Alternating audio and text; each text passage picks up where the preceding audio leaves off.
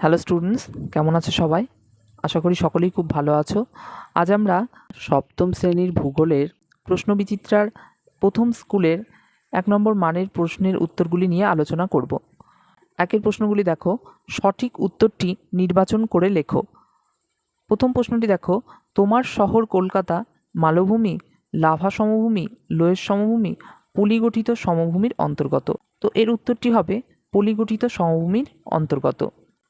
দ্বিতীয় প্রশ্নটি দেখো, যোগ জলপ্রপাত সৃষ্টি হয়েছে আনাইমালাই পর্বতে, নীলগিরি পর্বতে, পূর্বঘাট পর্বতে নাকি পশ্চিমঘাট পর্বতে? তো এই প্রশ্নের উত্তরটি হবে পশ্চিমঘাট পর্বতে। তিনের প্রশ্নটি দেখো, সমুদ্রের তলদেশে স্তরে স্তরে সঞ্চিত হয় গ্রানাইট, বেলে পাথর, ডোলেরাইট, ব্যাসল্ট শিলা।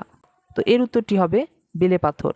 চারের প্রশ্নটি দেখো, পৃথিবীর বৃহত্তম মালভূমি হলো পামির মালভূমি, লাদাখ মালভূমি, দাক্ষিণাত্য মালভূমি, তিব্বত মালভূমি।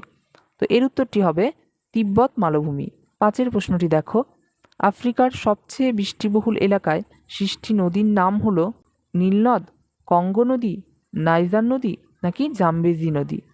তো এর উত্তরটি হবে কঙ্গো নদী। ছয়ের প্রশ্নটি দেখো, নীলনদের বদ্বীপ অংশে যে জলবায়ু দেখা যায় তা হলো নিরক্ষীয় জলবায়ু, মৌসুমী জলবায়ু, ভূমধ্যসাগরীয় জলবায়ু, মরু জলবায়ু। তো এই প্রশ্নের সঠিক উত্তরটি হবে ভূমধ্যসাগরীয় জলবায়ু।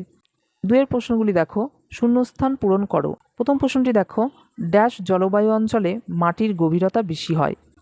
উষ্ণ আর্দ্র জলবায়ু অঞ্চলে মাটির গভীরতা বেশি হয়। দ্বিতীয় প্রশ্নটি দেখো, আফ্রিকার ড্যাশ নদীকে তেলের নদী বলা হয়?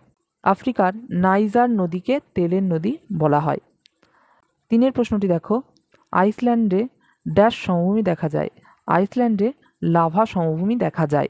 এবার আমরা তিনের প্রশ্নগুলি দেখে নিই, দু এক কথায় উত্তর দাও। প্রথম প্রশ্নটি দেখো, আটলাস পর্বতমালার সর্বোচ্চ শৃঙ্গের নাম কি? এর উত্তরটি হবে মাউন্ট তৌবকল। দ্বিতীয় প্রশ্নটি দেখো, ভারতে অবস্থিত স্তূপ পর্বতের নাম কি? ভারতে অবস্থিত স্তূপ পর্বতের নাম সাতপুরা। তিনের প্রশ্নটি দেখো, মাটি সৃষ্টির প্রাথমিক অবস্থাকে কি বলে? মাটি সৃষ্টির প্রাথমিক অবস্থাকে রেগোলিথ বলে। চারের প্রশ্নটি দেখো, সাহারা মরুভূমিতে দিনের বেলা মাঝে মাঝে প্রবল বালির ঝড়কে কি বলে? তো এর উত্তরটি হবে সাইমন। তো আজকের ভিডিওটি এই পর্যন্তই। ভিডিওটি ভালো লাগলে একটি লাইক করো, চ্যানেলে নতুন হলে চ্যানেলটিকে সাবস্ক্রাইব করে পাশে থেকে পরবর্তী ভিডিও পাওয়ার জন্য।